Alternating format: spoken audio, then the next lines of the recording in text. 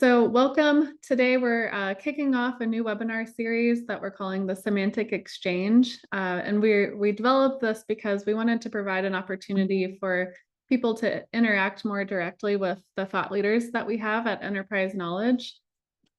We have a really rich knowledge base that is just full of amazing resources across all different topics in semantics, including taxonomy, ontology, AI, and so forth. And we thought that this would be a really fun way to dive a little deeper into some of those pieces that you've had a chance to see, ask your questions directly to the experts that we have here, and just, have more of a rich, meaningful conversation around semantics. So I think I mentioned this is our first in a series. We'll be letting you know when we have additional installments coming out featuring additional experts that we have, and would really be happy for you to join those as well. So a little bit about logistics, and then we'll get into introductions. First, aside from the recording, I want to acknowledge that we did have to switch over to Zoom, so we appreciate your flexibility with that. We noticed that some folks were having technical issues accessing that application, so in hopes of making things a little bit easier, we decided to switch to Zoom. So let us know if there are any issues there. Otherwise, as I mentioned, this is interactive. We would love to hear your questions. Rather than coming off mute, we will ask that you input your questions into the chat functionality in Zoom, and I'll help translate those questions over to Bonnie and infuse those into our conversation. So we'll first go through a bit of an overview, and then we'll open for questions, and I'll let you know when it's a good time to jump into that. Okay, so I think that covers our logistics. We'll get into introductions. As I mentioned, I'm Sarah May O'Brien-Scott. I'm the practice leader for the semantic design and modeling practice at Enterprise Knowledge. If you're not familiar with EK, we are a knowledge management consultancy, and we're based in Arlington, Virginia, just outside of Washington, DC. And our organization focuses on all sorts of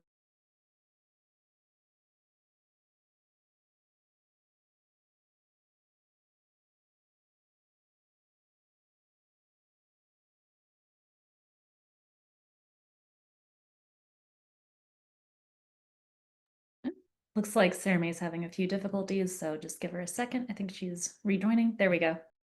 Sorry about that. I think my internet dropped momentarily. Great. So I was mentioning a little bit about Enterprise Knowledge. We're a knowledge management consultancy, and we provide services related to, taxonomy, ontology, knowledge graphs. We're in the content space, and as well as enterprise AI, knowledge intelligence. So those are some of the topics that we'll be covering in the series as well. So with that, I'll pass this over to Bonnie. Bonnie is our taxonomy consultant at Enterprise Knowledge, and she's going to talk a bit more about why your taxonomy needs SKOS. This is a piece of thought leadership that she published recently in infographic form, which is a really fun way to interact with her expertise there. Yeah, thank you so much. And thank you everyone for coming in to listen.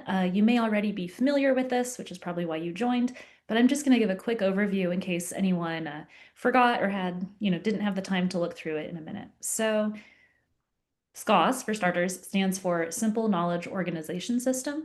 And where it comes into your taxonomy is, as you probably already understand since you're here, taxonomies are a hierarchical structure representing a particular domain meant to help you with a particular use case for your organization.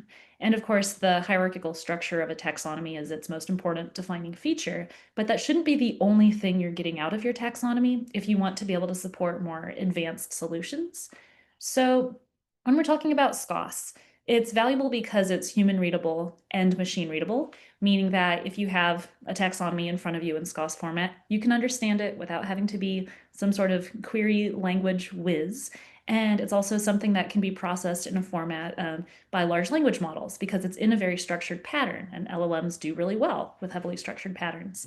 And where does SKOS come from? It's a W3C recommendation, and it's encoded in RDF So what that means is SKOS is expressed in triples, so subject, predicate, object. RDF is also expressed in triples. So you're speaking the same general language, and SKOS can be extended with ontologies built on RDFS or OWL. And another reason that SKOS is our recommended format for taxonomies is whether or not you're in a position that you're keeping your taxonomy in a taxonomy management system. If it's in SKOS, it's ready to be imported into a taxonomy management system.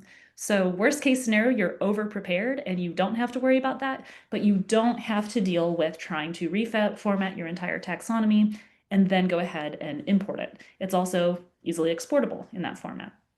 And the main reason that it's also really helpful is, let's say you're at an organization where only your team, only sales has a taxonomy, or only content operations for customer support has a taxonomy. If they're both in SKOS format, if the time comes that the organization wants to prioritize the development of an enterprise taxonomy, they're already going to be in interoperable formats. So trying to get those to be connected and adapted into a larger taxonomy won't be as much work than if they were all in different formats.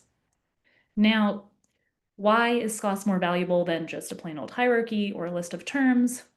I won't go into too much detail for each of these, but having your taxonomy in SKOS means that you're able to capture these things. So not just the preferred label, not just the official term, but also alternative labels, all of the variants of how different users may refer to the same thing, hidden labels, definition, most importantly in my opinion, and scope notes, where you can provide that additional context.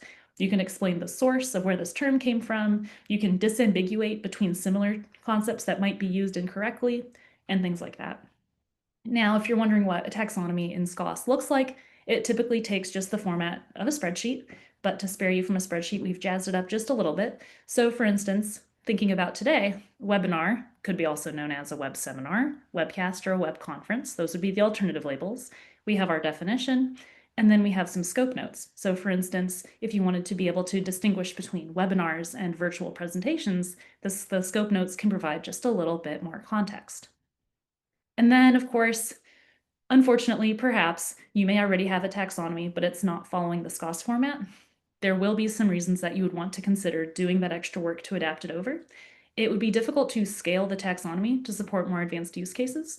So when it's in SKOS format, the one additional thing that we're not showing here is if this was under a broader category, that would be represented hierarchically. And if there are different types of webinars, those could be marked out as more specific terms. If you aren't able to express all of that, it'll be difficult to build out the taxonomy without getting lost. There's also a risk of teams using different terms for the same thing, or I've encountered different teams using the same term for different things.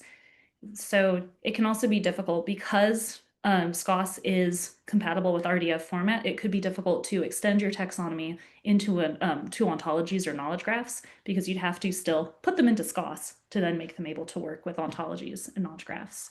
And again, going back to our point about taxonomy management systems, it'll be much harder and it could be a much more manual effort if your taxonomy is expressed in some other format or just as, a list of terms that aren't easily importable.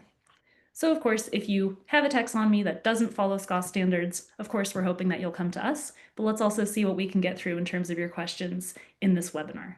So I'm going to go ahead and stop sharing and let's see what kind of questions come up. Great, thanks, Bonnie. Yeah, I think this is a really nice overview of the standard that that supports taxonomies and the purpose behind that. You acknowledged that an organization may have a taxonomy or multiple taxonomies, and perhaps they're not yet following the SKOS standard. Could you speak to an example where adopting SKOS helped an organization? What were some of the challenges there? How did leveraging SKOS help address the challenge? Maybe you could tell us a little bit about what that looked like and what the outcomes were there. Sure. So one thing that we've ran into a number of times is we worked with a nonprofit organization that did have some draft taxonomies and had started to get some taxonomy initiatives going, but they weren't expressed in SKOS. Now, the systems where they were going to implement their taxonomy wasn't a dedicated taxonomy management system.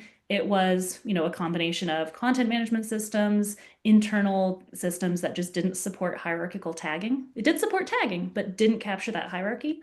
So in their SKOS content for their taxonomy, we made use of the scope notes to provide some tagging guidance, when to use one term over another, and to provide a visible hierarchy for context to make up for those system shortcomings. So even though the system itself didn't capture hierarchical taggings, those who were responsible for tagging, because it was a manual tagging situation, were able to consult the taxonomy, see where the broader and narrower terms lie, and made sure that they tagged accordingly. So it can really help with overcoming system limitations if you don't have a TOMS, taxonomy management system. Yeah, that makes sense. And actually, you just reminded me, Bonnie, that you released another piece of thought leadership just yesterday. I believe it was published, that goes more in depth on taxonomy, system limitations, and things like that. So that would be a great thing to check out if people are interested in learning more about that. I'll try to drop it in the Of chat. course, yeah, that would be great. I, of course, have additional questions, but I want to open it up to the group here. Again, we're so happy that you've joined us. If you have questions and want to drop those in the chat, please feel free to do so, and we'll make sure that Bonnie sees those. While people are thinking through that, Bonnie, can you talk a little bit about how SKOS specifically enhances search and navigation for an enterprise? And I'd like to understand that in terms of, how that compares to a non-SKOS taxonomy as well. Sure. So one way that SKOS is really valuable is it provides a structured way to capture those alternative labels or those synonyms, variants, equivalent terms. So in a situation where search only supports exact term matches and your taxonomy is just a term list, you're not going to get very far. But so in one instance, I worked with an organization that had a content management system where you could only search by article title. You were only able to match article titles. So if any specific keywords in the body of the article weren't in the title, the article wouldn't return in search. But they did expand their taxonomy to include SKOS. They did expand to include alternative labels. And then, as you can imagine, search became much more robust. If something was addressed only in the body of the text, not the title, and not an exact match in terminology, it was still captured by the alternative label. You could still find the article. You could still find the article that you needed. That's great. Yeah, I can see how that was definitely beneficial there. Just checking the chat here. Any questions coming up just yet? Let's see, we shared some thought leadership there. Okay, good. So Bonnie, for organizations that might just be starting out, maybe starting to actually consider more robust taxonomies, what do they need to consider in particular when they're wanting to implement SKOS? Yeah, so what I would say would be a good starting point is just to make sure that you're really familiar with the different SKOS fields. So making sure that you're understanding what a preferred label refers to, what should be under alternative labels, definitions, hidden labels, and scope notes. So once you've got a good understanding of that and whatever immediate team you're working with, I would say the top priority would be first aligning on preferred labels once you have an idea of the concepts themselves that you're going to be covering and you've set the scope for your taxonomy. So that would just entail getting consensus on the most accurate, widely resonating term for the concepts you're describing. And then after that, after you've got your preferred labels, I would say definitions are the most important element, and sometimes they can be the hardest thing to advocate for. I have worked with organizations that said, we all understand what these terms are. We don't need definitions. It's too much work. Let's not waste the time. But then, sure enough, I was able to find situations where people were using some terms completely differently. And installing definitions really helped address some of those misunderstandings, especially, again, if you deal with reorganizations, turnover, internal mobility, retirings, and other changes. Everything that seemed obvious and had a definition that everyone understood, that can get lost so quickly. So after that, you've got your preferred labels, you've got your alternative labels, and then you've got your you've got your preferred labels, you've got your definitions. Next, I would say populating alternative labels would be the next most important step. So when you're working on aligning on those preferred labels, if there are any terms that some people used that they wanted to have as the preferred labels, but say they got voted out by the majority, you can still align those to what those preferred terms are. So that way, it's it's difficult to get an entire organization to all agree to say buyer protection instead of purchase protection. So just in case you're not quite that persuasive, I'm not, you can still capture those variants with those alternative labels. Yeah, that makes sense. So looking at some of the ways to enrich taxonomies, so it's not just the terms and the hierarchies, but the contextual, meaningful things that we can add on to it, such as definitions and so forth.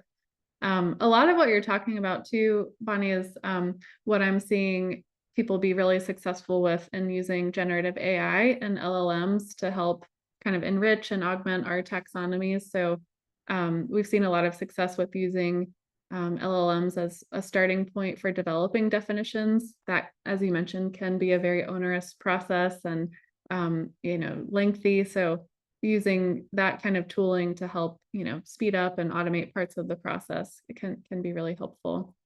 Great. Well, I see we have a couple of questions. So Anna is asking if you could speak a little bit more to what putting something in SKOS format means. So if you could speak to that, Bonnie. Sure. So the visualization that we showed was a little simplified, but let me go ahead and get back to that. Are we seeing what does a taxonomy expressed in SKOS look like? We are. Perfect. I just wanted to check. So it'll look a little bit more sophisticated than this, because if your taxonomy has hierarchy, which I'm assuming it does, you'll have a table where in the first column you'll have your level 1 or your top concept with a preferred label, and then your alternative labels just in a tabular format. So this would be column A, this would be column B, and so on. And each of these different fields, preferred labels, alternative labels, definitions, and scope notes, would each occupy their own column at the top. And then if there's a hierarchy, you'd have your preferred labels at the top level to the farthest left, then the next column for the narrower concept, the next column for the narrower concept, and then the alternative labels, then the hidden labels, then the definitions, then the scope notes. So when we're talking about putting a taxonomy into SKOS format, that would entail making sure that you've established your terms in the appropriate hierarchy, going by columns, and then those following columns having your alternative labels, one new alternative label per row, going down until you've got everything represented in that format.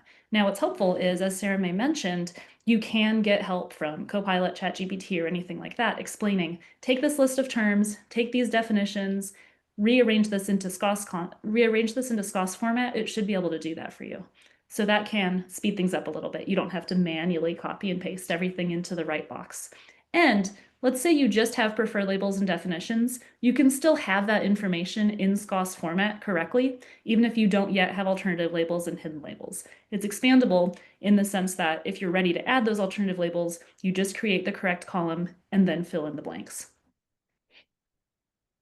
Yeah, that's great. That's great, Bonnie. And I think, Anna, another way to think about it is essentially SKOS is it becomes like the schema for what your taxonomy should look like. So if you think about it in terms of like a database, if that's or perhaps a form, it's the fields that become available for you to format your taxonomy with, so that it's more standardized. Did that help, Anna? Do you have any follow-up questions there? Yeah, I'm just trying to, I can maybe trying to get them typed quickly, but yes. Okay, great. Yeah, thank you. And I see Paul is asking about, does SKOS benefit the use of ontologies? I'm happy to speak a little bit to that, but Bonnie, would you like to speak to this as well? Yeah, I'll get started. And if there's anything else you want to add on that I've missed, that would be great. So for starters, SKOS data are expressed as RDF triples. So it's already in a format that you can also have. So for instance, because SKOS data can be encoded using RDF syntax and it's the basis data model, that way it's already following that subject predicate object. But let's say your taxonomy is in SKOS and hang on. So those SKOS taxonomies can be extended with OWL axioms or mapped to OWL classes and properties. And one thing that I've ran into in the past when I was working with an ontologist, I had the taxonomy in SKOS, he had the ontology in OWL format. We had to decide whether the concepts would represent entities in the ontology or whether the taxonomy concepts represented instances that could then be organized into a class in the ontology. So I would say it does kind of depend on what you're representing, what your taxonomy covers, what your ontology covers. Sarah May, anything you'd add to that? I feel like it's very case by case, right? Yeah, definitely. I think to bring it up a level, SKOS, since you have sort of the standardized, you're using semantic web standards to shape what your taxonomy looks like. There is that interoperability that you have with ontology standards. So you're pretty easily able to have your ontologies speak to your taxonomies and vice versa.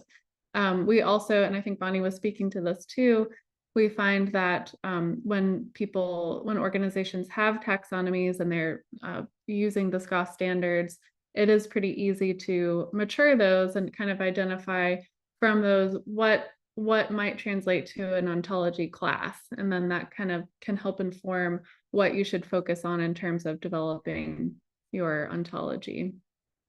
So it's a great starting place. And it also, sets you up for success in terms of having your different semantic models being able to play nicely with one another. Great. And I see there is a question about if we'll get these PowerPoints. Noah, if you wouldn't mind dropping the link to Bonnie's infographic in the chat, we'll make sure you have access to that. Oh, and I think Bonnie's already on it, so that's great. Wonderful. And then Anna has another question here. Is a spreadsheet sufficient for putting a taxonomy in SKOS format? I love that question. Bonnie, do you want to take that? Yeah, I would say that in any case, that is either the necessary starting point or that's the final point. It really depends on how mature your taxonomy is, what your implementation plan looks like. But yeah, most of the time we work with folks whose taxonomy is just in a spreadsheet or something similar. And then if they're able to procure a taxonomy management system, then it's very helpful to take their spreadsheet and then import it. But a taxonomy can live its whole life in a spreadsheet. That is absolutely fine. It's a reasonable starting point. It just can get a bit unwieldy if you start to have a very large taxonomy with maybe thousands of concepts that you update regularly, just because it can be easy to accidentally delete a column or a row and then have everything get a little confusing. So it can be done. Yeah.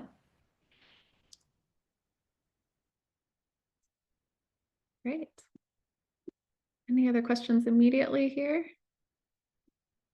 Okay, nice. Thank you, Anna. Great questions there.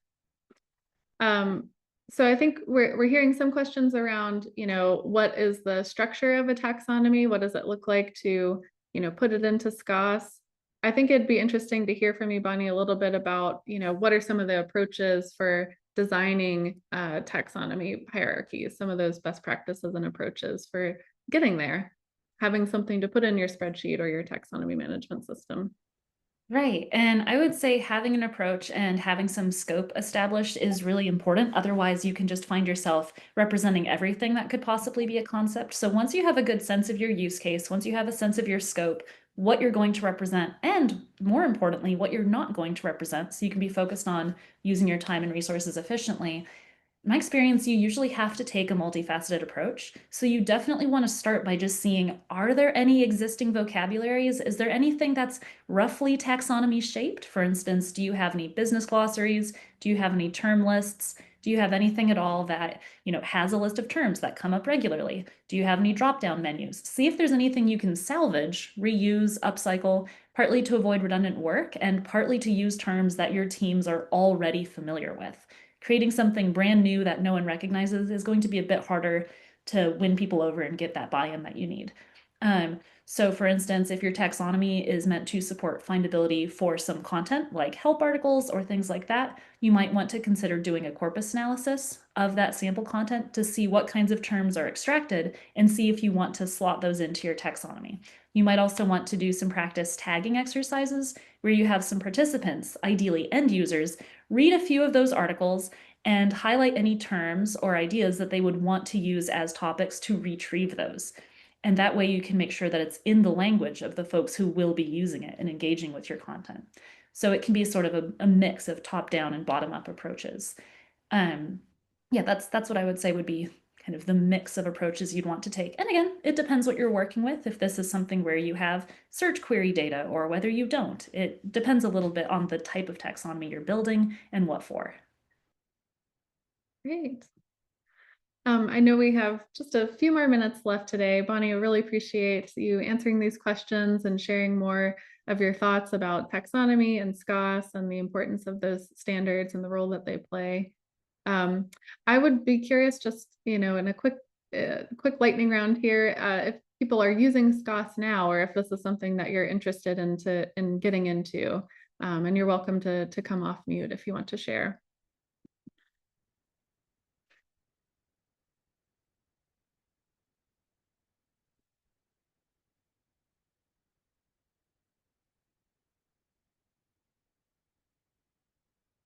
Good. Okay. Well, it sounds like people are thinking about it.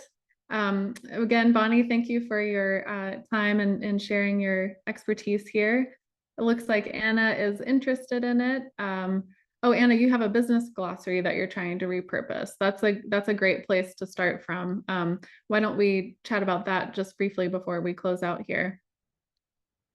Bonnie, what are your thoughts on starting from business glossary and heading towards SKOS? Yeah, so what I think would make sense, I mean, it also depends on, how long this is. Is this something with 20 terms? Is this something with 200 terms? Is it just a list of terms? Does it have definitions? If you just have a list of terms in your business glossary, congratulations, you probably already have all of your preferred labels. If you have a term list with definitions, congratulations, you've got your preferred labels and your definitions. If, let's say, you have about 40 or so concepts in that business glossary, 40 or so terms, you could try running a card sorting exercise where either you or a few of the stakeholders or end users try to arrange those terms into categories. Are there maybe 5 terms that are associated with user accounts? Are there 5 terms that are associated more with security or things like that? See if there's any general categories that start to emerge, and then you can start to build out your hierarchy. So that's where I would start. I mean, we could go into a bit more detail from there, but that is what I would do if I had a business glossary in front of me. And then start to capture any alternative labels or common variations on those terms in the glossary and just keep going from there. All, of course, in a trusty spreadsheet in SKOS format. That's great. Thank you. And we have another comment here. Nishant is saying, I want to align my regional restaurant menu taxonomy with the upper level ontology. You're currently at ideation stage. What other controlled vocabularies can you use for that?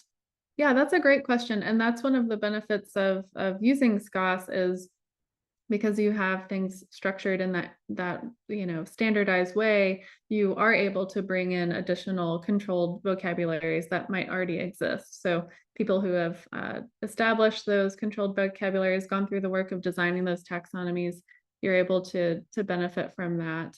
I think I have ideas for a controlled vocabulary specific to a regional restaurant menu taxonomy. Bonnie, do you have any insights there? Nothing immediately comes to mind. I haven't yet worked on any taxonomies in the food service industry, but I definitely would like to. I am passionate about food after all. But I think that's also something that you can use generative AI tools to help, to see if you can identify any other open source vocabularies, ontologies, taxonomies that are related to the restaurant industry, and then you might be able to go from there. So I think that could be a reasonable starting point, just to craft a prompt helping you identify any standardized controlled vocabularies that would hopefully be free and available for you to use. Wonderful. Good. I know we are at time here, so if folks need to drop off, that's fine. Where there's one last question here from Maureen, being new to a taxonomist role and working with a well-developed SKOS-based taxonomy. And you're commenting on the helpful reverse engineering exercises. That's great. Thank you. Well, wonderful. We appreciate your time today. This was a great conversation. And again, Bonnie, thank you for your time. We look forward to seeing you at our next installments of the Semantic Exchange. Thank Have you. a wonderful afternoon.